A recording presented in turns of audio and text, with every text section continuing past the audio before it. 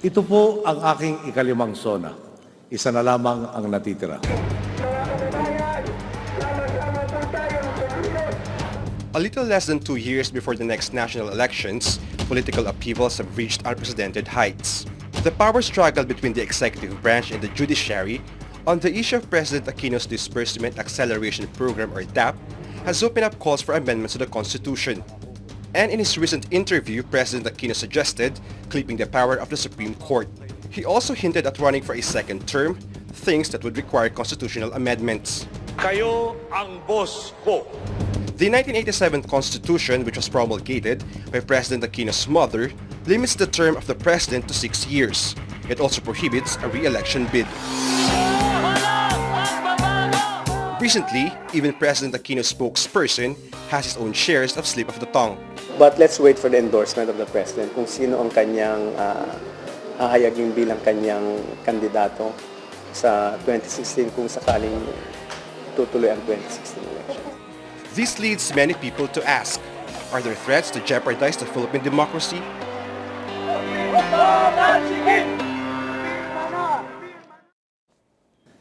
Welcome to Opposing Views, a hard, straightforward discussion of today's most pressing issues.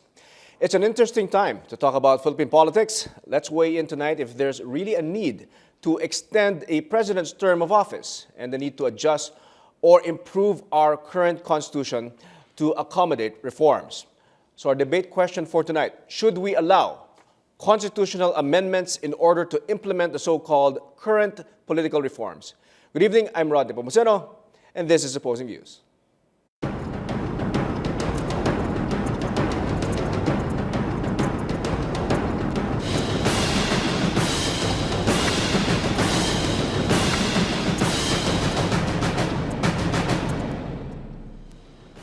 All right, joining us tonight in our discussion is Dr. Edwin Monares, political science professor from the Polytechnic University of the Philippines. Good evening, Dr. Monares. Welcome back. Good evening. It is my position here that political reform should go on, and we are open for changing the Constitution. And if it will mean lifting the term limits, so be it. All right. Now, on the opposing side is former Bayan Muna Representative Teddy Casino. Welcome back, Representative Teddy. Thank you, Rod, and Yes. good evening to everyone. I think amending the Constitution at this point is dangerous. It will not be in the best interest of the country if the President pursues on his plan to amend the Constitution, to extend his term, to clip the powers of the judiciary, and to further open up the economy to foreign interests. All right, so let's discuss, let's start our discussion.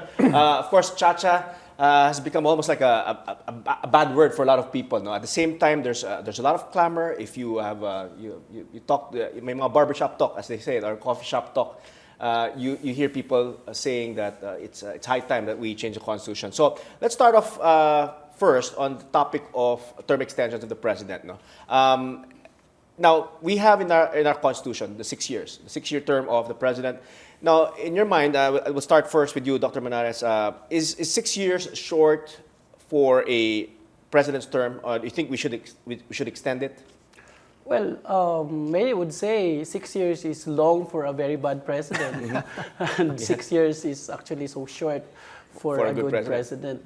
But you know, the real issue here is that these charter changes will always come up when a president, since FBR, is actually in the twilight of the term of office. So my position, if this is dividing the people during the end times of the term of the president, then why not open na lang this constitution?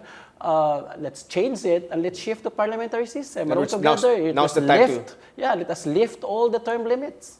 In other words, there's no right time or good time. If we are going to discuss it anyway, I mean, changing the term limits, so to speak, let's do it now. That's what you're saying. Yes. Yeah. All right, Teddy, what are your thoughts on that?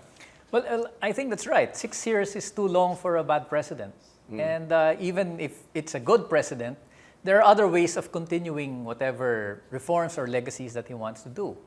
And I think this is symptomatic of this clamor for a term extension is symptomatic of the very personalistic view that we have of our politicians, especially the president, na lahat nakasalalay sa kanya. No? But if there are genuine political parties in the country, it doesn't matter if it's 4 years, if it's 6 years, if it's 12 years. Ang importante naman dyan, yung program, yung platform. But precisely because presidents really don't have programs and platforms that are reflected in their parties, na nagtutuloy-tuloyan. Yeah, we don't have the two-party system. We effectively don't have that, no? Every time that the president term ends, it always becomes an issue. Ikaw pa rin ba o dapat should we amend the Constitution? But in specifically for President Aquino, I think it will be against the interest of the country if he extends his term. So in your position is we stick with the 6-year rule? Yes. 6 years is bad. Another 6 years is, 6 years is too long for a bad president. We have a bad president, so why extend for another 6 years? All right. So we've with that point that you've made, no, do you agree with although this might probably be a question that I kind of know what your answer will be. Do you agree with the constitutional amendment in order for a president to run again? No. Yung amendments to the Constitution should always be taken in its context. And at the present context, where you have a president who wants to curtail the powers of the judiciary, who has shown incompetence, who has shown hard-headedness, and even a tendency towards dictatorship, I think it is dangerous to allow him another term. So I am not for amending the Constitution at this time. Even assuming that we have, let's say, a good president, because you're saying that he's an incompetent president, even assuming that, let's say he was a good president, do you think we should change the Constitution to allow a president to run again? If he were a good president, he would make the necessary preparations so that after his term, whatever programs and policies, whatever good programs and policies that he has done will be sustained. No? A good president, I think, should be humble enough to admit that not everything relies on him. That he should also try to develop other leaders to take over his place and continue whatever legacy he has. Dr. Edwin, what are your thoughts on that? Do you think that we should have an amendment of the Constitution to allow presidents to have a second term or run again? Well, riding on what Teddy is saying, description of how good the president is actually relative. It is always good. The president will always be looked at as a good president by all of those who are in the government that are actually benefiting from the presidency. And for those who are not served well, will look at the president as bad. So when is the right time? That's the question. When is the right time to amend the Constitution? When in fact it's been there for 27 years, and then everybody, the academe would say, the businessmen would say that it's about time that we have to change the Constitution, because the Constitution becomes now, it's a problem in itself, with like the economic provisions and all of these people who will always be after when the term is about to end would say, okay, let's amend the Constitution. It's dividing the people. So when is the right time? I think the bigger problem is that we have had lousy presidents. So and lousy presidents who want to extend their term, and so the people are always opposing Chacha because, why extend the term of a lousy president? And if Ramos wasn't able to do it, and Erap wasn't able to do it, Gloria wasn't able to do it, I think Pinoy will not be able to do it because he has not shown to be any better as far as ordinary people are concerned than his predecessors. In fact, he's just continuing what policies, programs are already well, there. What about following the U.S. style, where maybe people are talking that 4 years is short enough for a bad president, meaning at least we won't suffer too much. But for a good president, at least after 4 years, he's then allowed to run again. Same. This is similar to the U.S. Style. No? What are your thoughts on that, Teddy? And then I'll ask Dr. Monares. Go ahead first. I think we have to really veer away from the presidential system that put term limits. So this is even a more drastic change. You're The more change for should the be in the drastic system. beyond the term limits. I am for a parliamentary system of government because it shows that the top 20 countries, there's only one presidential. And actually, it has shown that a parliamentary system with no term limits of the prime minister actually are better off in terms of But the economy. did we try that during the Marcos era, and it kind of experiment didn't really pan out? It was not a parliamentary system. It was bastardized because of Amendment Number 6, putting Marcos a one-man legislator. So it was not actually a parliamentary system. All right, your thoughts, Teddy, on perhaps a parliamentary system in order to, I guess, and in that regard, if you have a parliamentary system, then presidential term limits are necessarily extended. Yes. Well, parliamentary system is another issue altogether. No? As far as term limits are But are you concerned. open to that? Are you open to or that times- constitutional amendment to probably explore? At this point, parliamentary? no. At this point, no. You change the bicameral system that we now have, presidential system, and transform it into a parliamentary system, where the problem now is that you have a Congress being a doormat of the president, and the problem is the connivance that you have between the president and Congress. Hawak ng presidente ang Kongreso sa liig eh. Eh kung ngayon pa lang that there is supposed to be checks and balances. You feel there will be no checks and balances Eh there? pag ginawa mong parliament, it will be worse, no? The connivance between the executive and the legislative will even be worse because you merge them. And so I don't think it will solve the problem. I mean, I'd rather have an anti-dynasty bill than, or probably we can talk about changing to a parliamentary system if we first have an anti-dynasty bill, if we first have a bill to abolish the pork barrel, but just simply changing it now, I think will not solve the problem. All right, we need to take a short break. Meanwhile, you can react online via Facebook at facebook.com/SolarOpposingViews on 9TV, or tweet your comments at opposing_views. Use the hashtag OV term extension. Stay tuned. We'll be right back.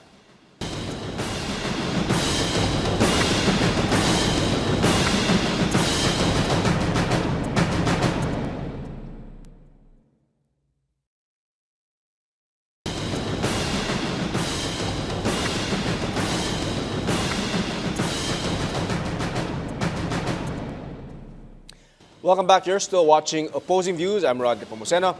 And we have with us Dr. Edwin Monares and Representative Teddy Casino. And a debate question for tonight: should we allow constitutional amendments in order to implement the so-called current political reforms? Now, Teddy, President Aquino, together with the legislative, seems to be banging heads with the Supreme Court. And do you agree that the Supreme Court's powers have gone overboard, and do you think the power of the Supreme Court should be clipped?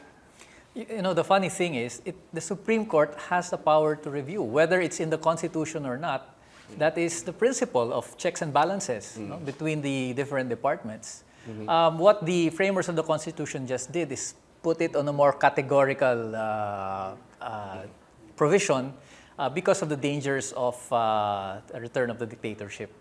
So I think even if the president manages to remove that provision in the Constitution, the Supreme Court must rule on issues of constitutionality. By the nature of by the separation nature. of powers. Yes. So what is really happening here is that the president, out of his disagreement with the abolition of with the ruling on the pork barrel system, thinks that he can, through constitutional amendments, he can clip the powers of the judiciary. But, even if it's symbolic, removing that will eventually lead you towards dictatorship, towards authoritarianism. Because the argument is being brought up again by a lot of pundits and also some people, some sectors of society, is that the Supreme Court, which are not elected, these are people who are not elected to office, have the power to really overturn policies of people who are elected by the general public. That's the way it goes, no? And the president should live with that. I was really bothered by the interview of the president when he cited the experience during the Marcos dictatorship, that the Supreme Court did not interfere in the declaration of martial law because the Supreme Court said that these are political matters that it does not involve itself into. And for the president to cite that implies that he wants a return to that kind of a system, that the Supreme Court does not interfere into political questions. Washes its hands. And precisely because that happened during martial law, the dictatorship had the veneer of legality. No? And he's, at least legally, it was not challenged in any of the departments. So I would rather have a categorical statement in the Constitution that states that this is the power, that the Supreme Court has the power of judicial review, rather than a silent provision or a watered-down provision, which will bring us closer to the Marcos dictatorship model. All right. Dr. Monares, your thoughts on that? Do you think that the Supreme Court has gone overboard on its mandate, and do you think its power should be clipped? On that issue, I think the Supreme Court is just doing its job. And that my position is if we have to amend the Constitution, I think all the more that we have to reinforce the power of the Supreme Court. You think it should because be that's not a political, that's not that's a chamber which is actually not political. So they can rule level-headedly. All right. You think that the branches of our government need a lot of or some fine-tuning?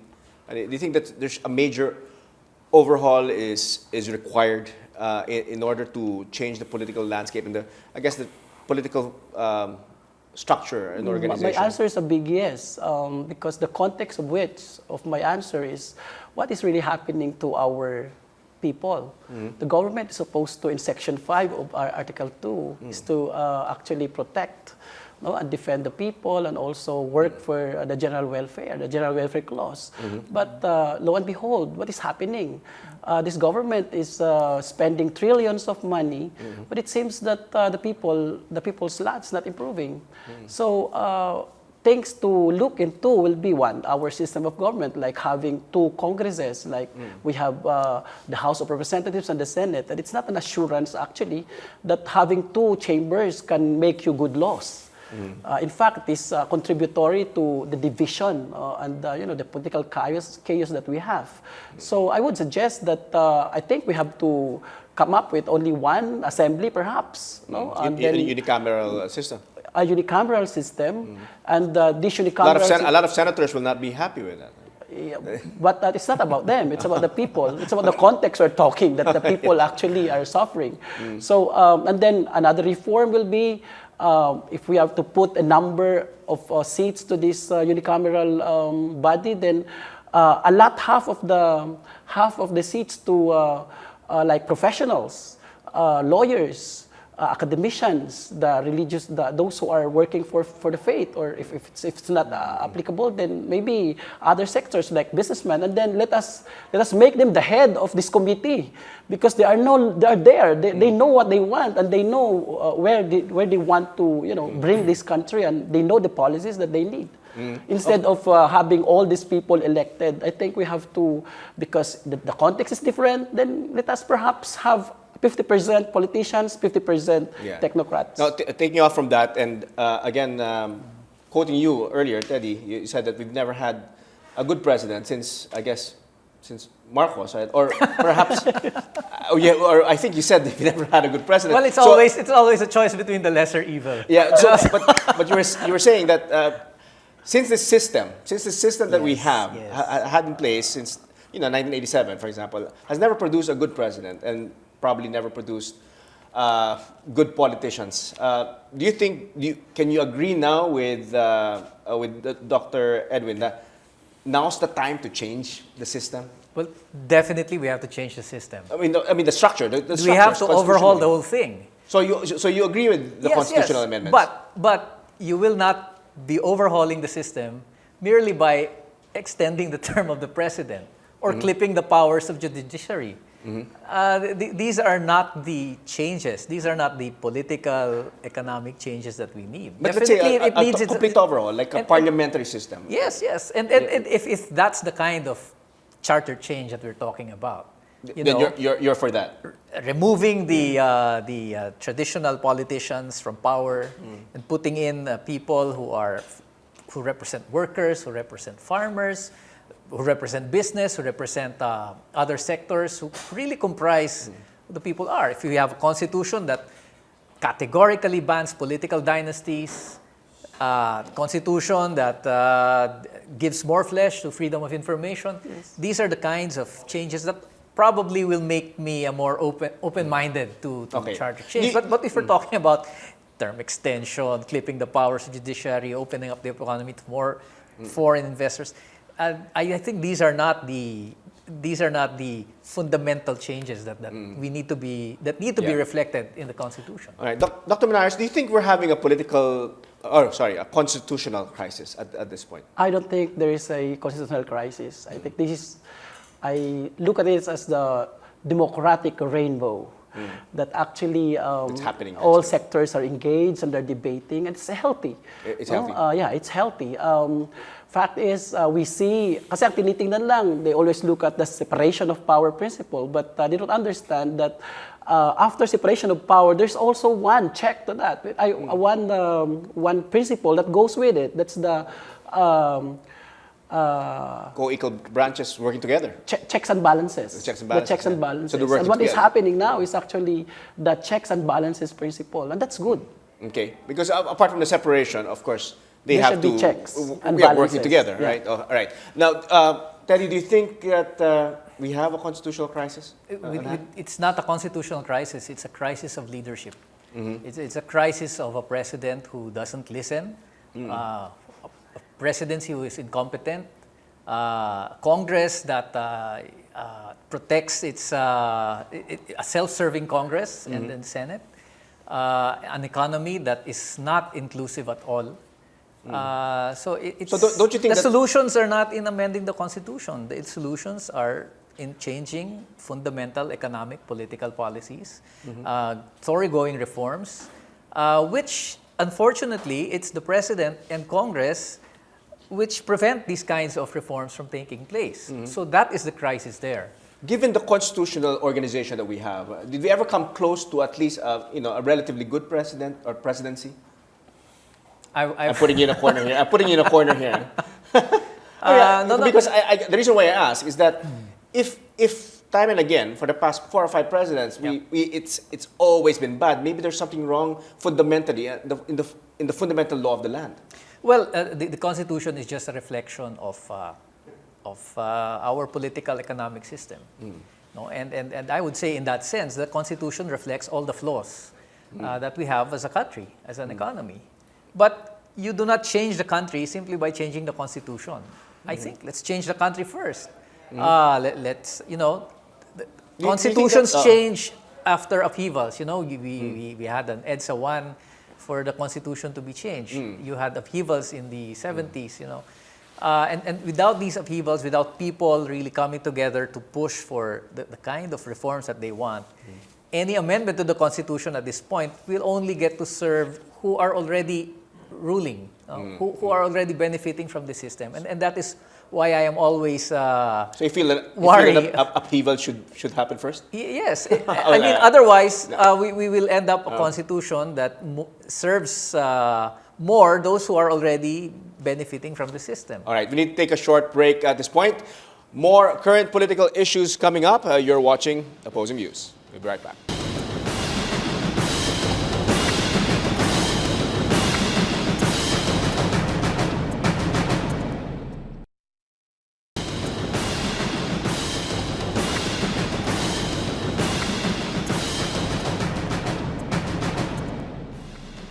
Welcome back. You're still watching Opposing Views. I'm Rod Nepomuceno. Still with us, Dr. Edwin Monares, former Representative Teddy Casino.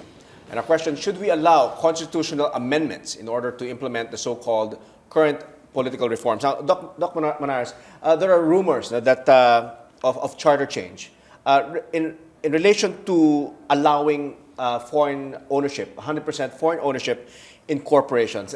We're talking about now the economic reforms that a lot of people are discussing. And probably a lot more people are open to, less allergic to. No? Let's discuss the story. Do you agree with these proposals and why? My agreement is based on the fact that other countries would allow 100% ownership of foreigners.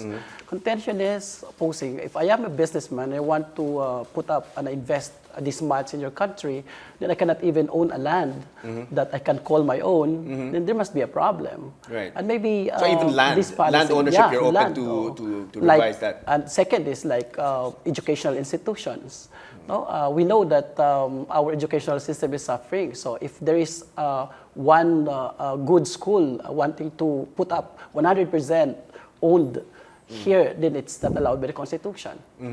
So you're saying that I am open to that. at least to allow relaxing that, even the whether it's economic retail, provision that is so whether it's even broadcast. Yeah. You're open for complete foreign ownership. Yeah. All right. You don't think that it will, I guess, to some extent, have our patrimony affected or compromised? Well, patrimony is the responsibility of the Filipino people. No? The businessman will come here to, we know for a fact that when they come here, even if 50%, 60%, 40% or 60 or 100%, they are here to earn. The thing is, we equate the investment with labor. So we have a high unemployment rate. So I think if that particular provision, that particular thing would happen, that they can own 100% and they can come, then maybe I can be open to that. All right. Teddy, what are your thoughts on that? Regarding I don't agree with the belief that the key problem of little investments in the Philippines is the lack of foreign or the stringent equity requirements. You don't think so? We're always compared with Thailand. Thailand trumps us when it comes to foreign investments. But the Philippines has more liberal, definitely more liberal equity requirements compared to Thailand in construction, in mining, oil and gas, tourism, insurance, healthcare, retail. Almost the same as far as telecoms, power generation, construction, transport, agriculture. So my point is that it's not the equity requirement. There are other factors, I think, that serve as disincentives to investors, like the very high cost of power, like the lack of infrastructure, red tape, bureaucracy, what's happening now in the PR, it's all congested now. the congestion. These are the things I think that investors look at. Not really Not so much the equity. Yeah, kasi, equity. I mean, let's be honest about it. Naiikutan naman yung equity requirements. There are ways to go around that. And they have been going around that for the longest time. And in other countries where you have even more stringent equity requirements, like China, like Vietnam, for example, pumapasok pa rin yung investments because there are other attractions like cheaper cost of power, primarily. But there are some countries, and I'll discuss this with Dr. Monares as well. There are some countries who have adhered to this principle, and they are reaping the benefits. I mean, like Singapore, for example, is very liberal, and you can set up a company there even online. No?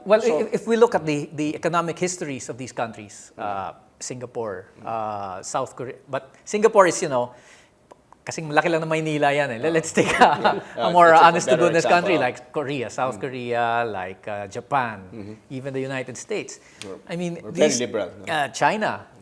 These countries opened up their economy after 2 to 3 decades of protectionist, deliberately planned economies. Unlike sa Pilipinas, wala yung domestic economy natin, napakahina pa. And then you open up your economy to the entry and exit of these foreign capital. The economic histories of these countries will tell you that it doesn't happen that way. You will have to have a certain period, a long period, where you develop your own industries, where you protect your own economy. And only then, when you have strategic, you have heavy industries, you have integrated industries, that's the time when you start opening up. But again, slowly. No? Ang nangyayari sa atin, biglaan eh. So I think what the proposal now to further open it up, I think will only lead to more problems. All right. All right. Now, some congressmen, Teddy, are insisting that this issue, this economic provision on equity and all that, will be the only priority if a possible charter change would occur. No? And they're assuring that we only want Chacha for these reasons. And do you believe that? Do you believe them, first of all, and that they will not touch the issue of, let's say, term extension or for public office and all that? Well, until the final vote is cast on the third reading, you can never tell. Because in Congress, anyone can come in and offer an amendment. So there's no assurance to that. In the convention. Yes. Yeah. Even in Or what they're even proposing now, no, through Chacha, Congress. through legislation.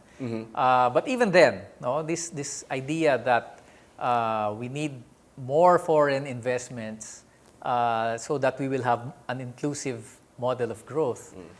Even that, I think, should be challenged. Because if you look at it from the 1980s, when we started really opening up our economy, foreign direct investments have increased 15-fold.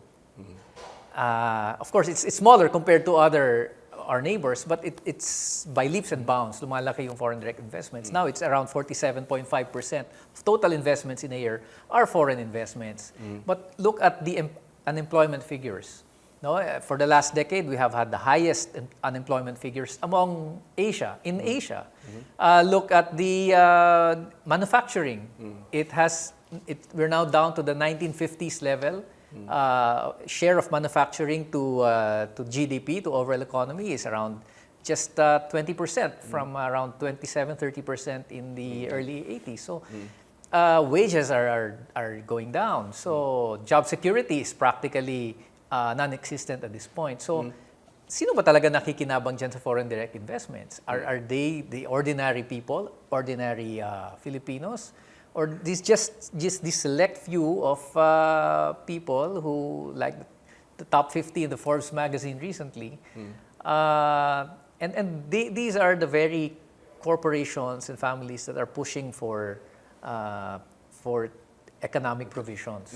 Now, Doc Monares, do you think that should we have, let's say, a constitutional convention, for example, and these politicians are saying that it's just purely economic provisions. Do you believe that will be the case? Or do you think we're putting ourselves in danger? Well, it's always the timing actually that is actually being looked into by the people. With President Aquino's pronouncement, I think a lot of people will be worried about charter change. But if our legislators are actually thinking of an overhaul of the system, then I think it should be the timing. What's the timing that I'm proposing? Call for a constitutional convention, and then have them work what they are supposed to do in amending or revising the Constitution, and then or it can be in 2016, the election for the Constitutional Convention members. Delegates can be on 2016, and then thereafter you have a new president, and then they can work, and then if they are through, then the amended or revised Constitution can be subjected to plebiscite. But the amendment should cover all this. I think the problem is... So you're saying we shouldn't limit ourselves purely on the economic front? Yeah. It should be a complete overhaul. Like, for example, there should be an absolute ban on political dynasty. No? Second... and how do we define that? How do you define political dynasties? Because obviously people have circumvented that. There is a provision in the Constitution already, right? There are some formula like the triangle formula that when somebody is up, and then those that will vote twice over your surname will be excluded. Like, for example, if somebody is running already for president, then no senator because you have two voters voting for one family. No? So, but if, for example, there's a governor here, another governor here, they are father or they are brothers, it's okay because they are voted on by different set of voters. Right. That's the political dynasty that I have in mind. No? All right. Okay, so we need to take a short break. Don't go away. When we come back, the results of our online poll on the issue and the final words of our guests. Stay tuned. You're watching Opposing Views.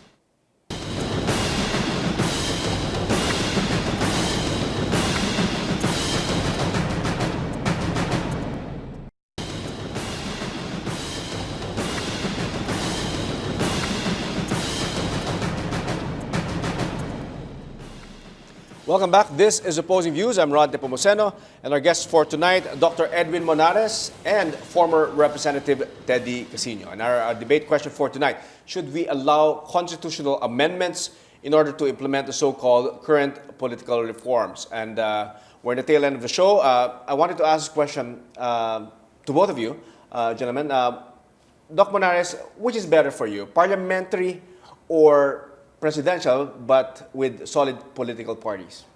I will always go with the parliamentary because. Why is that? Because obviously we've tried parliamentary before during No, it was not parliamentary. That wasn't parliamentary. That was dictatorship. Pure dictatorship. All right. Okay. The real parliamentary system is what you find in the top 20 countries except the US. A pure parliamentary system that actually has a very strong party system. Why do you think it'll work for? It works because it empowers even the small political party. Because, for example, if parties would not be able to get absolute majority, then they are forced to coalesce with small parties. And in the process, the small party can bargain. Okay, I will coalesce with you, but this is my advocacy. And it has to be supported by the government. And then secondly, it goes with the state financing the party that actually has the edge of winning. For example, it is, I think the computation is if you have taken, for example, 41% of the vote, and you get 41% of state funding like that. It's in a proportional distribution. So I think parliamentary system is... But there are several types of parliamentary systems. There's unicameral parliamentary systems, there's bicameral, and then obviously you have in England, you have a monarchy. Well, monarchy there. Parliamentary system, in a sense, will always have like presidential. The parliament can have many bodies or singular body. No? But it's still parliamentary system because in parliamentary system it's always the parliament that elects the head of government, and the head of the state is different. No, maybe it's president, or in a constitutional monarchy it's the king or queen. Yeah, it's more of symbolic leadership. Leadership. Cutting ribbons and all that. There's only one parliamentary system. The varying differences is in terms of how many bodies will there be. And the other is, of course, the French type, which is parliamentary. Or they have fused the best characteristic of the parliamentary system, and also you have a strong president. And do you think there will be enough checks and balances in a system like that? Yeah, because what checks and balance can be more effective, that you can debate the opposition. Like, for example, Congressman Teddy Casino will be face to face with the head of government, and then you are part of the prime minister. The head of government is part of legislation and also part of execution and part of making the budget and setting the policy. Because they are in one body, the parliament. All right. Okay, Teddy, your thoughts on this? Parliamentary or a presidential system with a solid political party system? Well, if you're going to be academic about it, no, I'd be more inclined to a parliamentary system. But you know, whether it's a parliamentary system or a presidential system, the more basic issues there is, do we have honest-to-goodness political parties?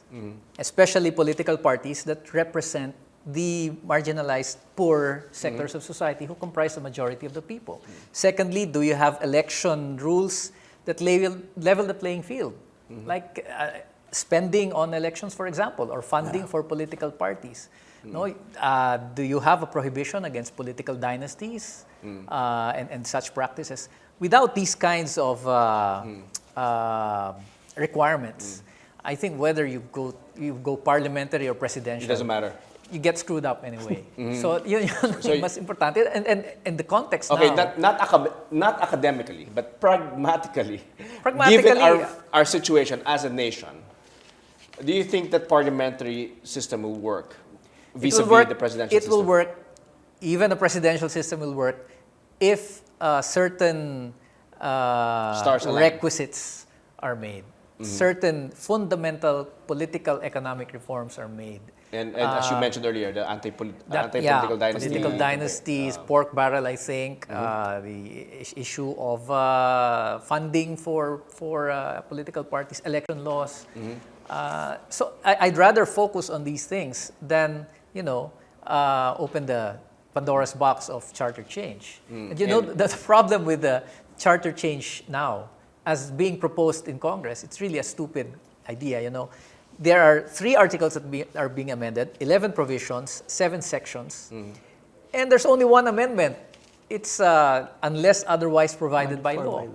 So you don't even know what kind of amendment they want. It simply It just opens it. It simply opens up the Constitution for amendments by Congress. And I think that's dangerous, knowing the kind of Congress that we have. We might find ourselves with even a worse Constitution if that happens. So definitely, I will not agree. So to this. at least your position is that we don't even need to overhaul the Constitution right now.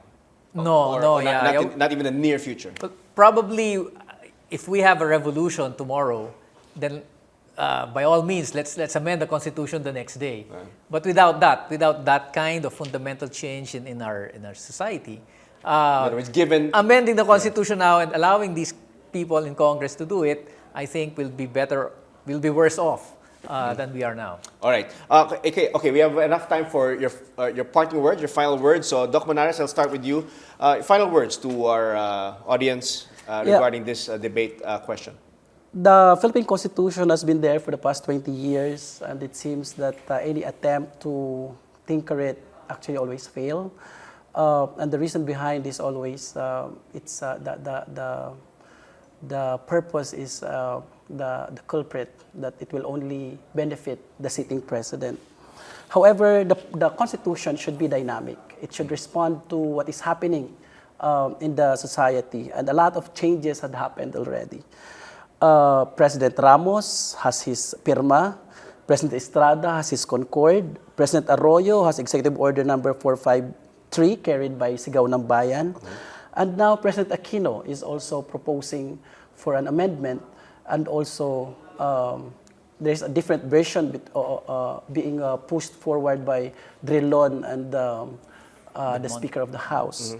I would agree with Congressman Casino that changing the Constitution will not in any way amount to anything unless other requisites will be present.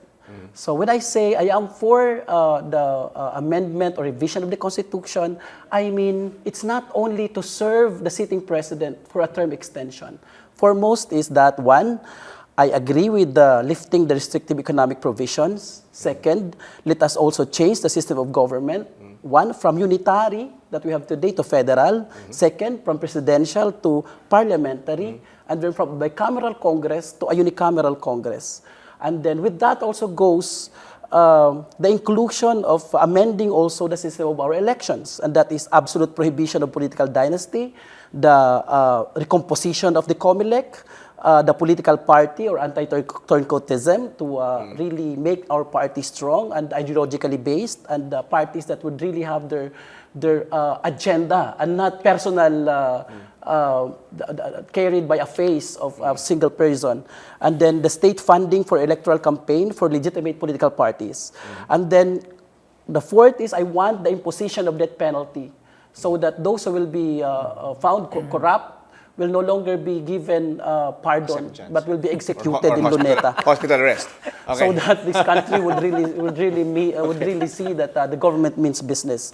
And then number 5, I think it's very important that we should put in our Constitution the duties and obligation of the citizens, just like in 1973, Article 5. Because what we have in the Constitution are all the responsibilities and power of the government. And there's no specific mention about what the people should do. I think we have to put the duties and obligations of these people. And with that, I am always for the amendment. Cha-cha. Cha-cha. All right. Okay, thank you very much, Dr. Monares. Teddy, your thoughts? Well, constitutional amendments don't happen in a vacuum. And we always have to look at the context and what the motives are for Cha-cha. The Cha-cha that is being pushed right now by the president is one, it is meant to extend his term of office. Secondly, it is meant to reduce or lessen the powers of the Supreme Court. And third, it is meant to remove whatever protection there is for our enterprises, Filipino enterprises, for our workers, for our farmers. And if that is the kind of Cha-cha that they're pushing now, I will be definitely against it. And I think it will not be in the national interest. The best time to amend charter change if there is really a strong, solid clamor for fundamental reforms and the general overhaul of the political and economic systems. But if Cha-cha is just meant to further entrench those who are already in power and those who have screwed the country for so many decades, then I think we're better off with what we have now, rather than allow them to further mangle and take advantage, take advantage of the existing status quo. All right. Thank you very much. Well said. Thanks to our guests, Dr. Edwin Monares, and of course, former Representative Teddy Casino. Thank you very much, gentlemen, for joining us tonight. Now, let's see the viewers' opinion through our online poll. Should we allow constitutional amendments in order to implement the so-called current political reforms? Those who answered yes, 35%, and those who answered no, 65%. And that's our opposing views for tonight. Tune in again next week for another bold and engaging discussion of today's most relevant issues. I'm Rod Nepomuceno. Good night and God bless.